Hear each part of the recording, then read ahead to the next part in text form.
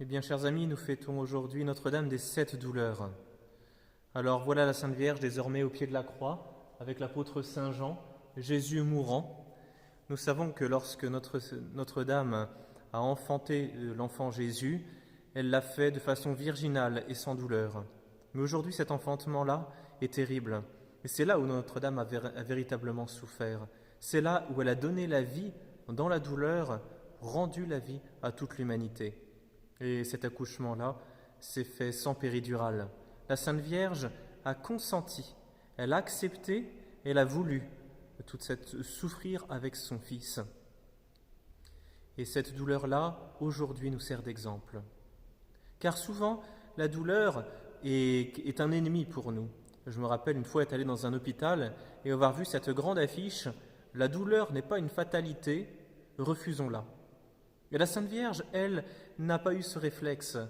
Elle n'a pas pris des calmants, elle n'a pas fait en sorte de vivre cet instant de la mort de son Fils, cet instant inhumain dans un état second. Au contraire, elle était là et elle se tenait debout. Stabat mater dolorosa. Elle se tenait debout, là, la mère des douleurs, au moment où son âme fut transpercée d'un glaive. La Sainte Vierge Marie, aujourd'hui, nous donne un enseignement extraordinaire. C'est-à-dire qu'elle a compris que ce n'est pas aux noces de Cana que son Fils a sauvé le monde, mais c'est maintenant. Et souvent, les moments qui sont les plus marqués par la souffrance sont souvent les moments les plus marquants de toute une vie. Voilà à quel moment Jésus-Christ sauve le monde. La Sainte Vierge n'était pas là non plus sur la montagne de la Transfiguration. Les apôtres étaient là, ils auraient bien voulu rester. Mais la Sainte Vierge est là au calvaire, auprès de son Fils. Nous avons du mal à envisager les épreuves autrement que sous l'angle de la fatalité, de l'absurdité, du non-sens.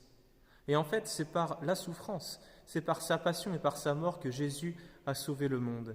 Et la Sainte Vierge était unie à ce moment.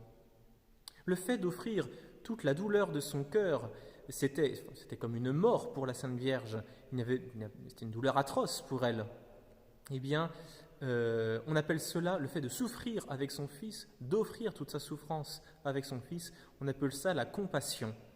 C'est-à-dire souffrir pour participer à la souffrance. Et la Sainte Vierge nous donne cet enseignement aujourd'hui. Parfois, on dit aux enfants, eh bien, si tu t'es fait mal, par exemple, tu es tombé par terre, tu t'es écorché le genou, offre tes souffrances pour Jésus.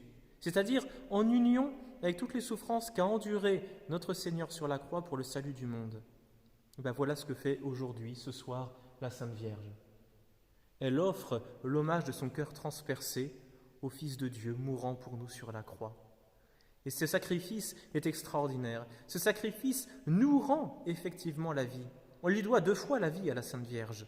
La première fois lorsqu'elle enfante Jésus au moment de Noël, et la deuxième fois lorsqu'elle participe à la vie qui nous est rendue, lorsque son Fils meurt sur la croix. Ayons un grand amour de la Sainte Vierge et demandons-lui, nous aussi, de nous offrir en sacrifice. Nous aussi, nous pouvons joindre notre petite souffrance à toutes celles de Jésus mourant sur la croix. Et puisque la Vierge Marie a été aux côtés de son Fils sur la croix, et que son Fils, en fait, est mort pour notre salut à tous, la Sainte Vierge Marie, en voyant son Fils mourir sur la croix, a voulu cette mort et elle a voulu cette rédemption. Et c'est à ce moment-là aussi qu'elle devient notre mère, au moment où Jésus dit « Femme, voici ton Fils » et à Saint Jean, qui nous représente tous, « Fils, voici ta mère ». Et aussitôt, Saint Jean prit Marie chez lui. Bien, soyons-nous aussi Saint Jean, prenons Marie chez nous, dans notre cœur, accompagnons notre Seigneur à son exemple sur le chemin de la croix.